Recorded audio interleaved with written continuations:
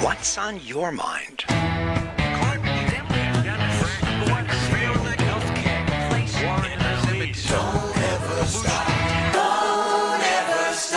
What do you think? Oh, that's right. You know, I'm always interested in what you think. And I'm going to start out the show here this morning with a comment from one of my faithful texters here this morning. She always has something good to say, and I tell you what, I just love what she said this morning. If I could just get it to come up here. Where is it? Where is it? She said about Nancy Mace. I think she's going to let her bulldog mouth get her chihuahua butt in trouble. I think she's going to let her bulldog mouth get her chihuahua butt in trouble. So what do you think about that? What do you think about that? I think that's pretty funny. Good one, good one, good one. Supremo Texter right here on WCRS. That, of course, is Nancy Mace starting her official campaign. Yes, it was at 7:30 in the morning. Nowhere in my brain did I understand that she was going to announce at 7:30 in the morning. I thought, of course, she'd take all the airwaves Monday night, but no, 7:30 in the morning.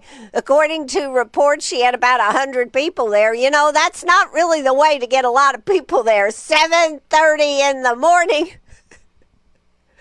But she's a little different, and that's what she wanted to do. So kudos to Nancy Mace for jumping in with a different way to do it, and she sure did.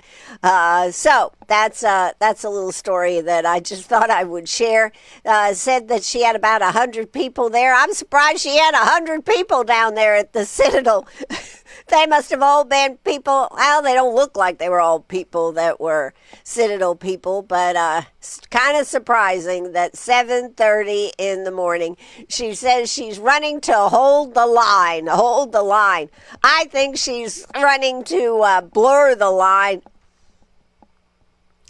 I just don't get her, but you know, that's just me. We'll of course have her and all of the candidates there that are running right here on WCRS radio if they like to come on. You know, sometimes you invite them and they won't come on. So we've already had Alan Wilson on once, talking to his camp about him coming on again. The lieutenant governor will be on Thursday morning, 9:30. She will be on as the lieutenant governor, but you know we'll be talking about her campaign now since we can talk about her campaign. And that's Nancy Mace.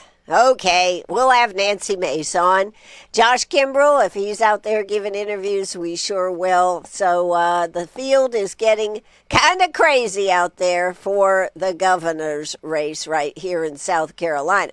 One thing you can know is that this will all be over in June of next year, because then June will be the primary. In fact, you can expect things to be very, very contentious from, let's say, March through June. Now, I think you need to understand a lot. I think a lot, I don't remember how much it costs to run for governor, how much of a fee it is. But I think it's rather interesting because I should try to get the answer to that. But to file for governor, they don't get to file until mid-March.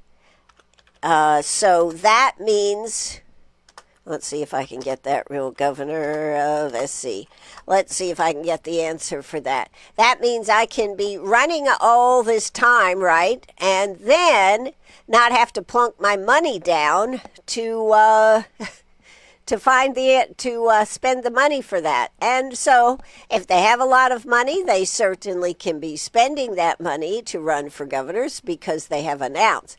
But in March, they have to officially enter the race. So how many of these people that are out there saying they're running are going to continue in March? I said, nobody really has talked about that. They have to pay a filing fee, but it doesn't really say The governor's annual salary is approximately $106, assuming the governor serves a standard 4-year term. The filing fee would be approximately $4,200. Filing fees in South Carolina are calculated at 1% of the salary multiplied by the term of office. So that's and then it can be a certification fee of up to $100. I thought it probably would have been more. But filing must be completed between noon March 16th and noon of March 25th of the general election year. So they can be running, they can say that they're running, but they don't actually have to put their money down for filing fees until March. That means they can soak up all the free media that they can get. Some of them are going to be out there paying for campaigns, but a lot of this angst, I think, will really come to a head starting in March through through June, when the primary is. Anyways, I just thought you might like to. I thought you might like to think about it from that standpoint. This is the freebie time to be running for governor. Oh, okay. No, I'm not going to say it. I think I'll run. No, I'm not going to say it. But this is a time where you can announce that you're running for governor, but there is no filing fees. You don't have to worry about being on the ballot, yada, yada, yada. Okay. I just thought I'd mention that. I think the big news yesterday is that Pam Bondi did go ahead and say that they were opening an investigation on Russiagate. So that was probably the biggest news. Don't really know who or what the direction, but you can expect that there is going to be plenty of news about Comey and Brennan and all of these people, since that's been the angst of President Trump as far as, and certainly they are complicit in this. So this is going to be coming down the pike. Also, just now, Trump threatens to ratchet up tariffs on the EU if it fails to invest $600 billion in the U.S. Well, isn't that interesting? Yeah, so we can talk a little bit about that. He says he will ramp if the European Union fails to deliver on its commitment to invest $600 billion in the U.S., then he will ramp up tariffs against the 27-nation bloc. How about that? That sounds a little harsh. What caused that to happen? I thought everybody was being real cozy. Last month, Trump and the EU unveiled this deal where they were going to have a preliminary trade deal featuring 15% tariff on most imports from the trading bloc, as well as commitments from Europe to invest $600 billion in the U.S. and purchase $750 billion worth of American energy. They then paid tariffs of 35% when asked what would happen if if they don't do this, if they decide against this, then they will have to pay tariffs of 35%. And then asked, wow, this is getting a little bit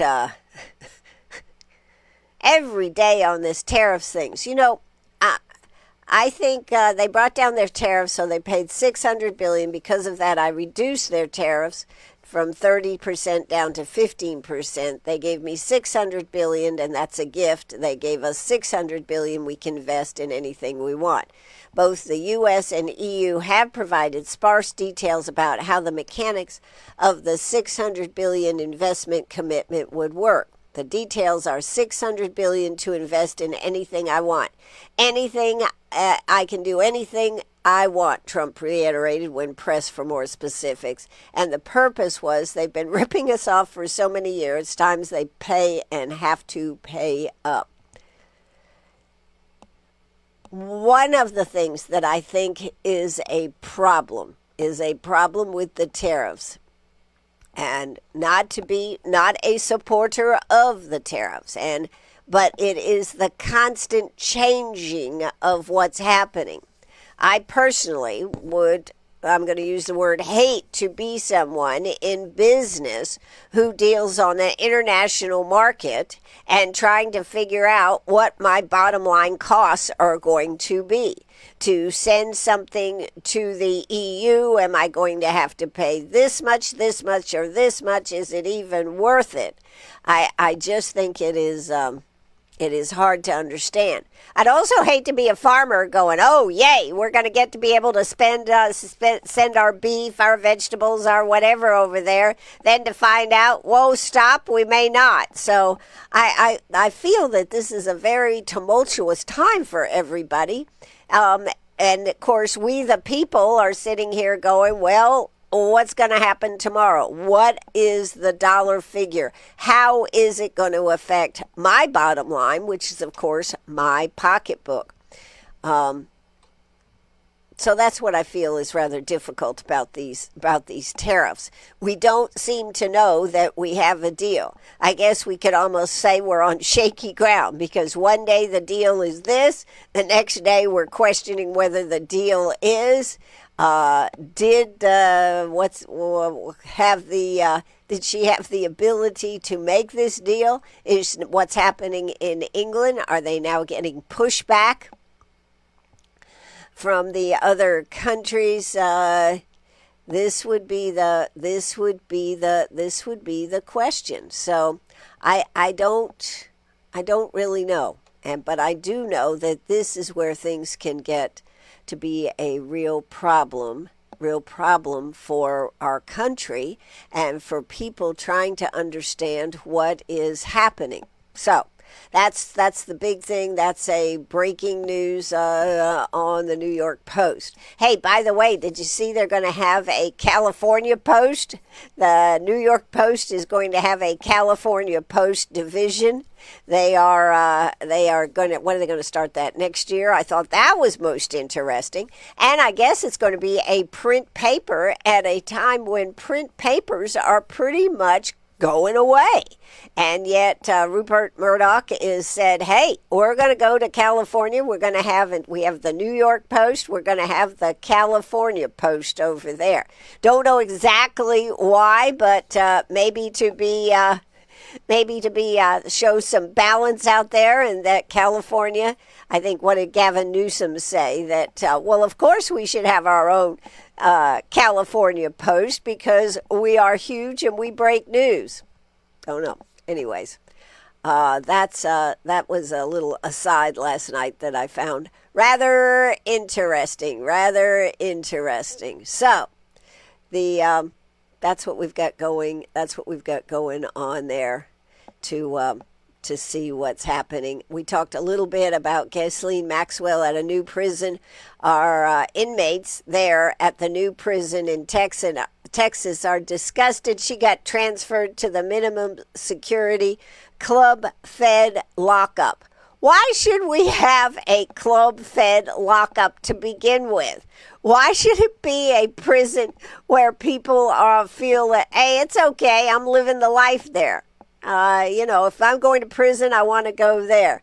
They're disgusted. The new prison pals are disgusted that the notorious sex trafficker was quietly transferred to a cushy prison camp known as Club Fed last week. So there you go. What will this mean futuristically? Nobody seems to know. But anyways, I thought that was interesting.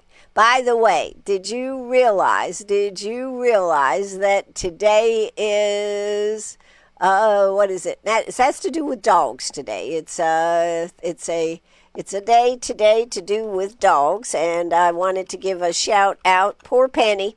She is doing so good. And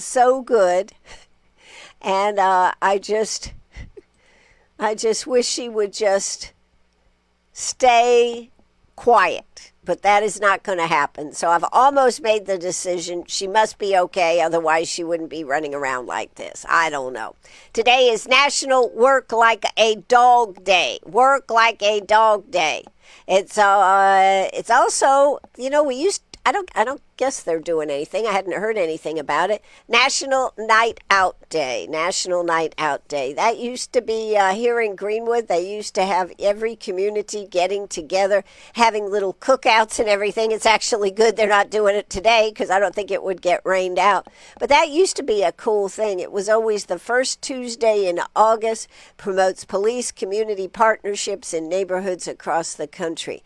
Don't know if we are doing something with like that. Maybe they're doing a different day, but I can remember going out with I think it was Sonny Cox when he was on the sheriff's department. We would go around to the different communities and see the hot dogs, they were serving, see the communities getting together. That was a really good community event because it was based on individual communities. But today is National Work Like a Dog Day. It urges us to charge forth and meet every challenge we face. However, if you look to your dog for direction, you may be confounded because how often do you see a dog working like a dog? I don't. The only thing I can say of working like a dog is when it comes to play, up and down the hallway, up and down the hallway, or when it comes to trying to dig to China. Yes, sometimes she tries to dig to China. Anyways, that was something I thought I would mention. All right, now for some of my other stories here. This story I think is most interesting. Summer camps are fed up with parents smuggling snacks into these camps. To the untrained eye, there was nothing nefarious about the packages that arrived at Camp Kennybrook containing a Harry Potter book, tampons, and a flashlight. Stacy Landman knew better. All the items were vehicles used by parents to smuggle food into the Monticello, New York camp she owns with her family, something that's strictly forbidden since the contraband can attract bugs and mice and cause allergic reactions. You know, it used to be you could just be upfront about sending something, right? Not now. Not now. They are sending in candy and whatnot into these kids in camp because it's strictly forbidden, so they're sending it. This is actually an article in the Wall Street Journal. Sneaking outside food into camp is a tradition as old as color war. Generations of parents and campers have rolled Pringle tubes into towels and stuffed candy into tissue boxes and sliced open tennis balls. Campers hid the goods in laundry bags, lock boxes, and pillowcases. It got so bad at Camp Westmont in Pennsylvania in the Pocono Mountains this year that administrators emailed parents on the second day of camp about the shocking abundance of food found in the bunks that could lead to infestation of mice and allergic reaction to nuts. Each generation devises something new. Sites like Amazon and Etsy offer modern smugglers cheap and easy access to hollowed-out bottles of sunblock and hairspray that are meant to keep valuables safe while sunbathers step away from their stuff. Despite the advances, Landman has a message for parents and campers. We're on to you. The Harry Potter book was hollowed out and filled with M&Ms, something Landman's staff discovered because of the noise when the book shifted. The tampon box was filled with chocolate bars and re-glued so it looked unopened. The counselors were tipped off by the unusually heavy weight. But she said she was impressed with the resealing job and called the Harry Potter gambit brilliant. Says parents caught sending food disguised as necessities receive a stern call and a reminder to follow the rules. Why would parents risk getting on the wrong side of the camp law, especially since these places typically have plenty of food options and no shortage of junk at the canteen? So, anyways, I guess people just like to do this, and they have been doing it. But it says one mom says two campers at a sleepaway camp in Dubai said she taped airheads to the pages of books to make her 9-year-old daughter and 11-year-old son feel like they're not away from home. Well, isn't that the idea, to go away from home? So I just found that interesting. Have you tried to disguise sending something to your camper? In South Carolina, if you sent your child away and then sent something so that they would feel like they were more at home. So it says, Kenny Brooks Landrum recalls a camper last year who bought 2 burner phones into camp. So when he was caught with one, he had an extra. The joke was on him. Landrum checked his Instagram and discovered the camper had posted a birthday message to his mom that day. I'm friends with the mom on Instagram, so I saw it, and he was busted. That's right. We have really gotten a little carried away, haven't we, with some of the things that we believe are necessities in life. Don't you think? I think so. All right, that's just a little fun story because I just think sometimes we need a little fun. However, this story is an important story for South Carolina and really goes to some of the problems that we are having right here in South Carolina. Did you see about that bridge that collapsed here in up there in Pickens? Bridges are not supposed to fall down. I mentioned this fact. We should not underestimate the significance of the recent partial bridge collapse in Pickens County. It's the canary in the coal mine warning. The photos are disturbing, and they are. In fact, we should keep them in mind.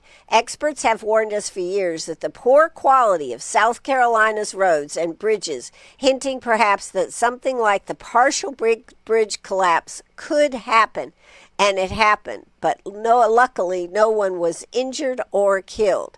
It would be a mistake to dismiss this as a freak occurrence rather than recognizing it is a symptom of legislative neglect.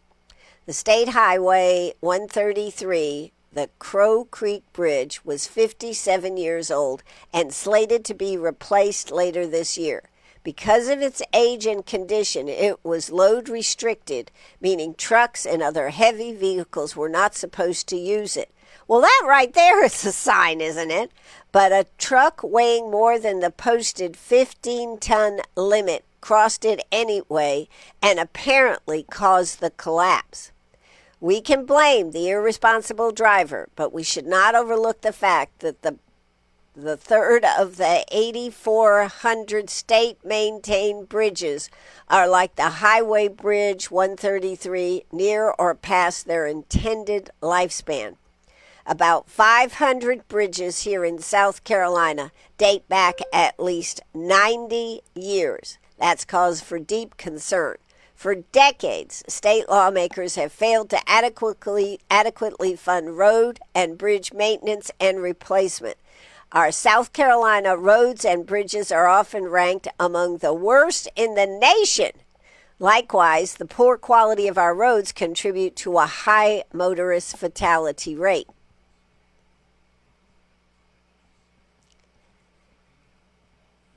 That's right. You are listening to WCRS 98.5 FM right here in Greenwood. Fixing state roads and bridges is not just about saving wear and tear on our cars. It's about saving lives. You know, this has been something we've been dealing with for years. And when you ask a legislator about it, and I have asked all of our legislators, the one thing that seems to come through on this is we don't have the people to work on the roads and the bridges. That there's not enough paving companies out there to pave. I don't know. I don't know how that is an acceptable answer when we have things like bridges just collapsing. Let's see. Let me finish here. Too many of us accept the fact that South Carolina has always had bad roads and bridges and always will have bad roads and bridges as if it's our fate or it's the will of malign deity. Sure, we grumble about the roads, but not loudly enough. Our expectation of state leaders are much too low. This actually is an article in the SC Gazette. We need to realize that bridge collapse like the one in Pickens County actually are rare in the United States. Considering that there are more than 600 bridges across the country. Most bridges are regularly inspected and maintained according to strict federal and state guidelines. They say we should remember this the next time a politician uses cutting regulations as an applause line. But in 2021, a study by the American Society of Civil Engineers gave South Carolina a D+ for infrastructure overall, and more specifically, a D for roads and a C for bridges. That report identified almost 11% of South Carolina bridges as structurally deficient, higher than the national average of 7.5%. So our South Carolina bridges are 11% at structurally deficient, higher than the national average of 7.5%. Another study put the number of structurally deficient bridges in the state at 745. A 2022 survey ranked South Carolina near the top 9 for the worst roads in the nation. It says legislators have made some progress on improving our roads and bridges. In fact, I think, didn't they just put 200, million or billion more towards it? But legislators have made progress in improving our roads and bridges in recent years, but that's not enough to make up for decades of underfunding. A bold new plan called Momentum 2050 offers great hope for upgrading our roads, but it carries a price tag of $1 billion additional yearly, and there's no plan to fund it. Now, see, that's the problem. I can tell you I'm going to do this, but I've got to have the money to back it up. So that would be terrific if they added $1 billion. But what do? I'm going to go ahead and say it because that's where I'm at on this. They go ahead and vote themselves a raise rather than putting more money towards the bridges and the roads. And I know our legislators would say, well, it's not really our fault. Well, it is your fault if you are directing where the money goes and what we spend our money on.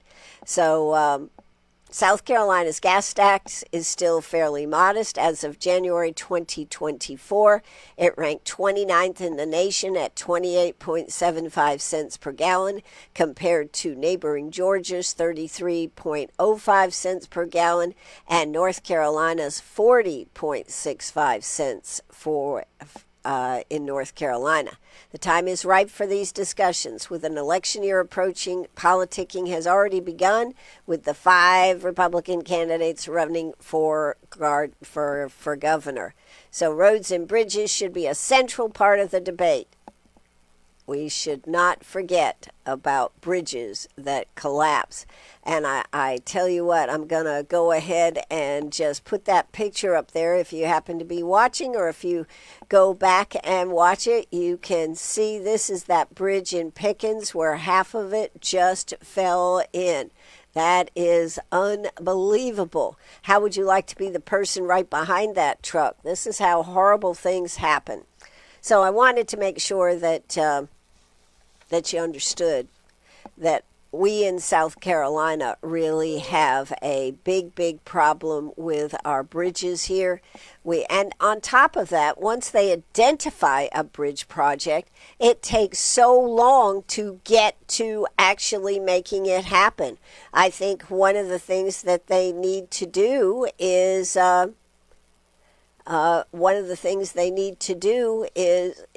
streamline.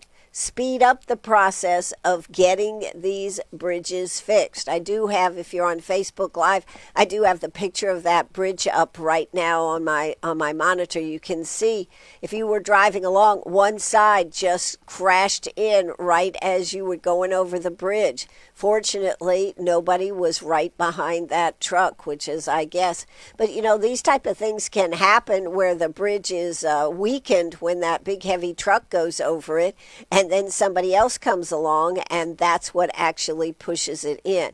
So we've heard these stories about the bridges. It is a constant problem here in our state. We do need to do something about this and move the timeline from the time a bridge is identified to the time when they're actually doing something about the bridge. Don't you agree? That's going to be one of my mantras to talk about with all of our legislators. And when they tell me they threw money at it, I'm going to say, that's great that we have the money at it. What are we doing about these bridges? So this topic deserves a lot more discussion. I mean, we have several bridges. I think there was an article 2 weeks ago, a couple of bridges in Greenwood County, I believe, are going to be replaced. And it's kind of like the bridge that went out there on Airport Road to the Humane Society and the airport. How many years did it take for them to close that road down and then to get the bridge done? Now, once they decided to put it in gear and get it done, it really moved along. But it took a lot of people bitching about it day in and day out to move it, but it took a long time from beginning identification that the bridge was unsafe to them actually redoing it. Now, is it beautiful now to drive across that? Absolutely. But it should not have taken that long. So they've got to figure out a way to streamline the process of doing this. So I just wanted to mention that for you right there. So as we move forward here on the radio, I hope you are enjoying the show here. We got a couple more topics I do want to share with you. I'm going to save my article on the on AI. This is a fascinating article. I'm just going to tip you off, and maybe you want to do a little checking on your own. Did you know that AI has a self-preservation gene? When you start saying, you robot, you are out of here, we're going to get rid of you, they are already thinking, no, you're not. No, you're not. We're going to do a workaround. And in the last few months, there's been a tremendous change in what the abilities of AI to make sure that they stay relevant and that they are not destroyed. That, to me, is a frightening topic. So if I'm thinking about adding AI into my life, I don't want something that thinks that their life is more important than mine, right? Yes. Okay. So today, instead of getting into that, because that would take a little bit longer than I think I want to do, I do want to talk about texting. Now, in South Carolina, the governor last week signed into law a bill that says you're supposed to be hands-free on your telephone. You are not to have your phone in your hand. However, they're going to have something like, I think the law actually goes into effect September 1st, and then they will start writing citations, warnings, and then the first of the year they will actually start fining you, and this will become your problem. However, you might as well get prepared for it, because in South Carolina, as in so many other states, we are not supposed to have our phones in our hands, and our roads are very unsafe in South Carolina. All you have to do is be right here in the city and hear how many times the lights, the sirens, come on, and it's always about a traffic accident, and quite often it's on the bypass. But that being said, it's people being distracted and not paying attention to the driving. Do you think it's going to make a difference if you have your hands on the wheel and do not have your phone in your hand? Can you still be distracted as you've got your phone somewhere off to the right-hand side of you, whether it's in a cup holder on the dash or something? Will the phone still be a deterrent, or will having it not in your hand make a difference? One thing for sure, you won't be able to be looking down, staring at your phone, trying to find that letter or trying to find a topic or answer a question. You know, I thought about how life used to be. And do you think that since we've added cell phones that must be on our bodies at all time, that we've become less independent? And is this a problem like for our children to become independent thinkers, to figure stuff out? Sometimes I'm with some of my friends that have younger children or teenagers, and I hear them asking the questions that they are asking, and I wonder to myself, how is this mom ever going to be able to just be her own person and say, I raised you, I did a good job, now go live your life? I think there's a line between needing help with a real problem and I'll call it a problem that's not that big a deal. Like how you do something. Some of the things that they ask, I think, are just so crazy. Now, does it make mom or dad feel more important? Absolutely. You're still needed in my life. That's great. But on the flip side, being able to be away from a phone. I've left my phone sometimes right here in the building and somebody's called me or texted me and I haven't answered, and I am very good about answering texts right away. And they go, what is wrong? Is everything okay? And I'm like, yeah, why? You didn't answer me right away.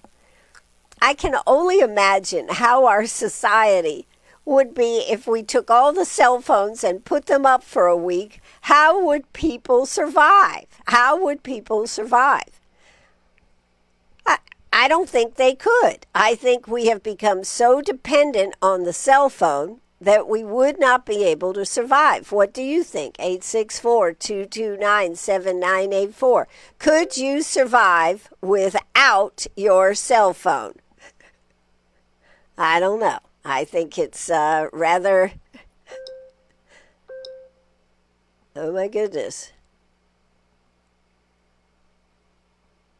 Wow. Okay. We just had a notification come in from Greenwood School District 50. It says Rice is currently on hold due to an incident that has occurred in a neighborhood near the school. City police have a solid perimeter around the school, but as a precaution, no one is moving in the building at this time. Hold is followed by the directive in your room or area and is the protocol used when hallways need to be kept clear of occupants. At this time, we don't have any more, or I don't have any more information. We can try to see if we can find out some information, but this was put out by District 50, looks like about 20 minutes ago. So let's see, I guess this is something that they're putting out to all the people that are on the school district here. Let's see if we can find out any more information. News and announcements. Do I see anything? I must not know how to get to the right place to find out. We'll need to find out about that. But this is something that a listener just sent to me and said this is what's going on over there at Rice is currently on a hold due to an incident that has occurred in the neighborhood near the school. City police have a solid perimeter around the school, but as a precaution, no one is moving in the building at this time. See, now this is something that is worthwhile for parents to have. As I'm having this discussion, this has to come in. But this is important. That's a safety issue. That is something that, of course, you want to know. But And we'll try to get some more details on this. I guess we could try going over here to, how should we try to go? Somebody see if you can get me some more information on this, and if you'd get it to me, I sure would appreciate it. Let's try. We can try this real quick and see if we get any stuff here. Let's see what they're saying. Nope.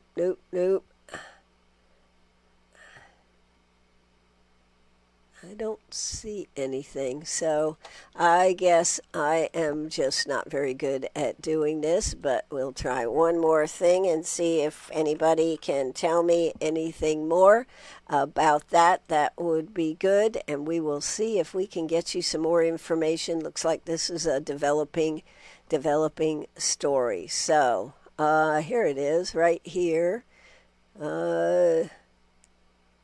What does it say? Keep clear. I don't see anything more. That's just what it says on Facebook. That's what it says on Facebook. I see that same post on my Facebook page now. We can check and see if there are... Nope. Okay. Excuse me. That at this point, that is the most that I see on there about it. But if somebody has more information, please let me know. 864-229-7984. And to the person that sent that, thank you very much for letting us know about that. All right. As we wait to see, but they do have the school surrounded, so nobody is getting into the perimeter of the school. So whatever is going on is outside the school, and all the children are staying in their rooms. So that is a good thing, and good that they have this notification. See, that goes to the good side of texting and having this instant communication. I was just hearkening back to a time when we had to be problem solvers on our own before we had all this relationship with our phones and with text. And I still think that there is some validity towards taking that phone and putting it up and getting away and not being so connected all the time. There are plenty of people out there who have never ascribed to, I've got to be connected all this time. But when we have our kids and adults, and I just wonder, as these kids turn into adults, do they ever break that umbilical cord where they are completely connected to their family? Not that I don't want people to be connected. That's not what I'm saying. But there should be some independence in life. And I think sometimes that affects the growth of our young people and adults. There's great reasons for our seniors and our children to be connected. Don't take this the wrong way. But that is one of the issues. But there's another issue that has to go with texting that I think anybody that is of a certain age can appreciate. The way I text is deeply uncool, but I don't care. This again was an article in the Wall Street Journal. It says, I know all about emojis and voice memos, so why do my friends say I write like a boomer? Probably because I am a boomer. All right.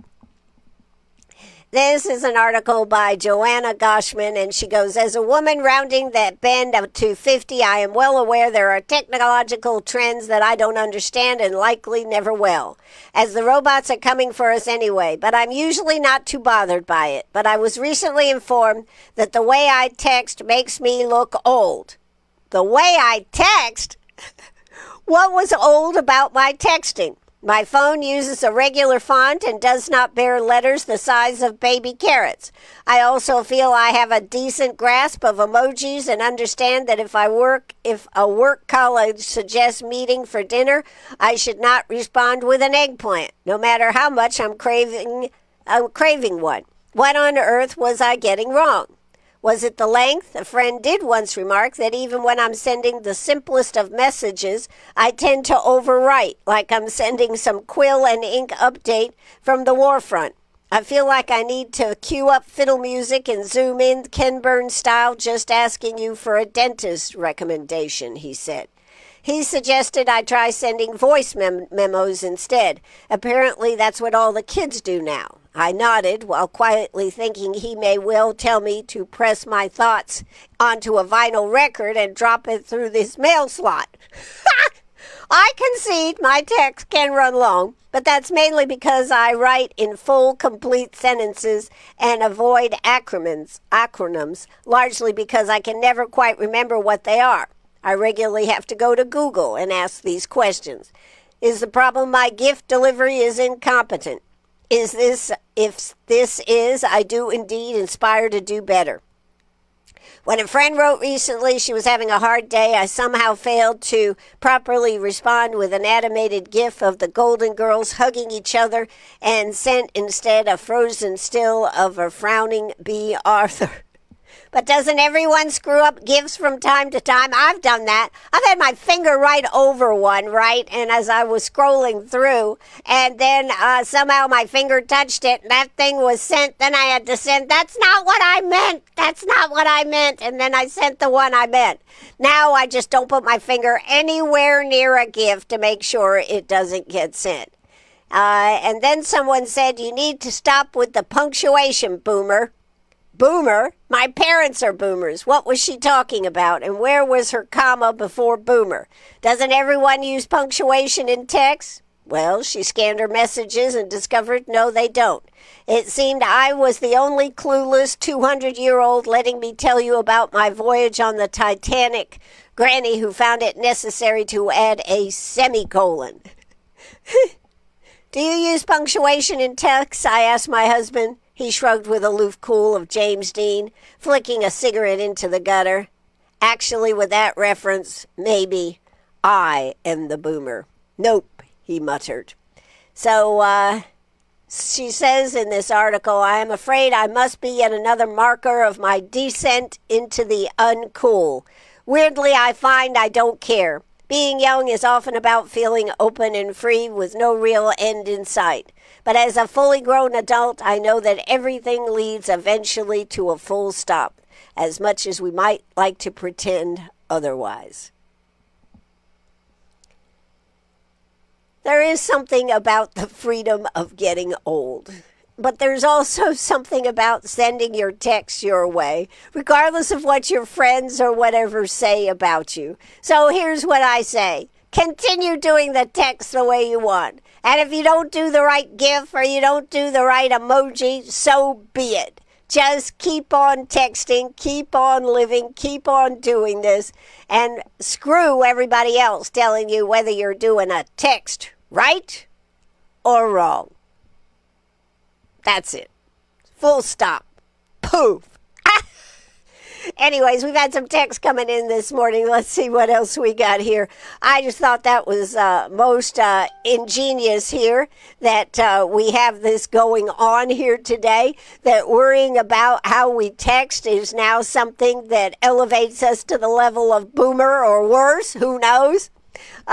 Just thank God people are out there doing text, right? Thanks God people are out there doing text. So, let's see. When we were talking about tariffs, one of our texters said that she thought that tariffs were most confusing to most Americans. Nothing is concrete. There is always a line drawn in the sand, which constantly changes. I think that is true, and that was really my point here on the tariffs. We can't seem to get, and as I said, I would hate to be a business person trying to figure out what you had a tariff on today that you didn't have a tariff on, who you might be able to get yourself all excited as a farmer that you're going to be able to ship stuff, your beef and vegetables and whatnot to England just to find, or to the union over there in England and the 27 countries that are together there, and then just to find out, whoops, maybe not. Maybe we're just going to have more tariffs on their stuff coming here.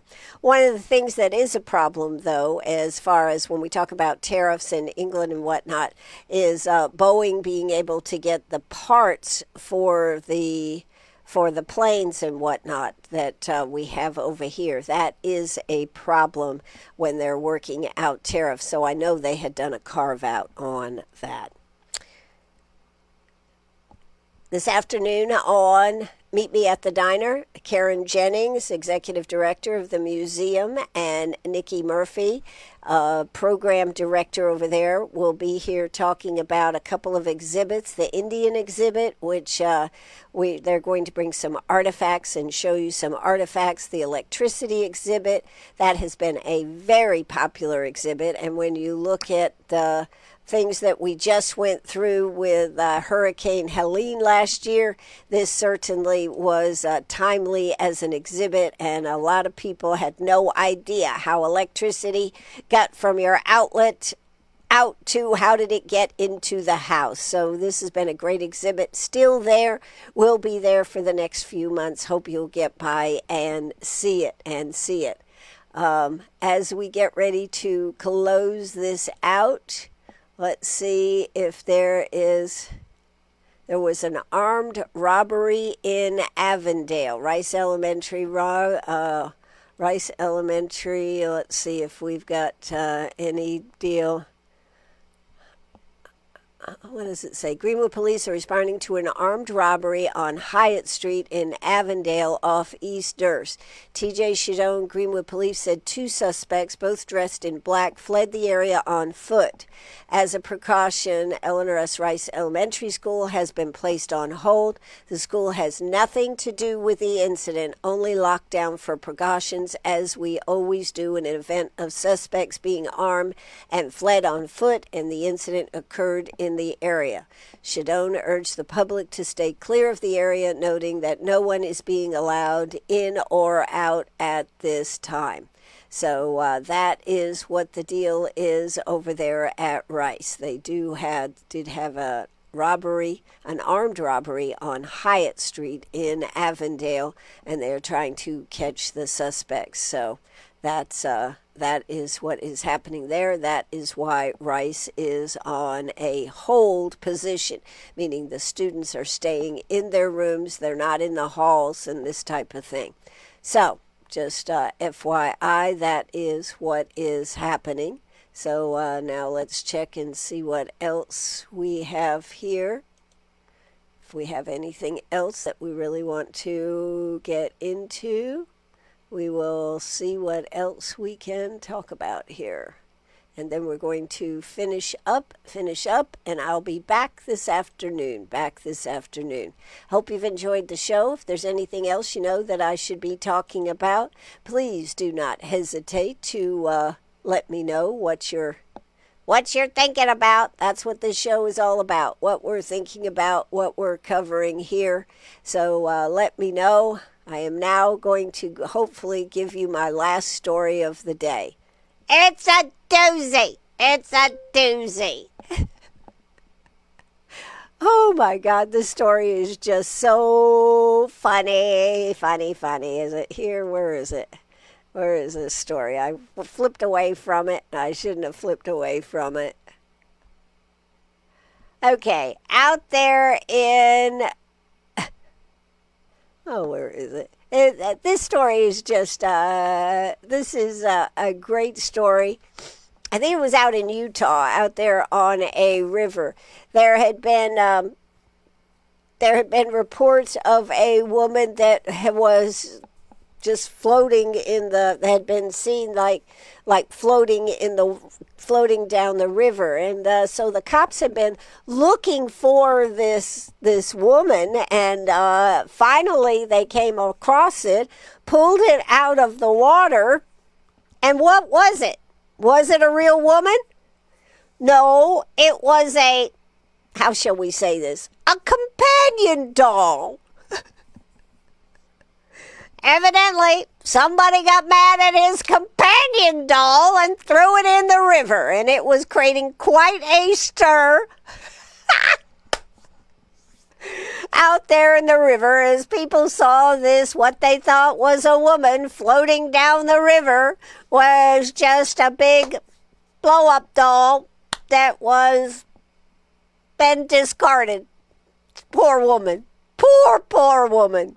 Anyways, that's my closing story for today. I hope you enjoyed the show here today. We tried to cover some fun stuff, some serious stuff, and I'll be back tomorrow with more stories to talk about. So what do you got to do? You got to stay tuned right here on WCRS.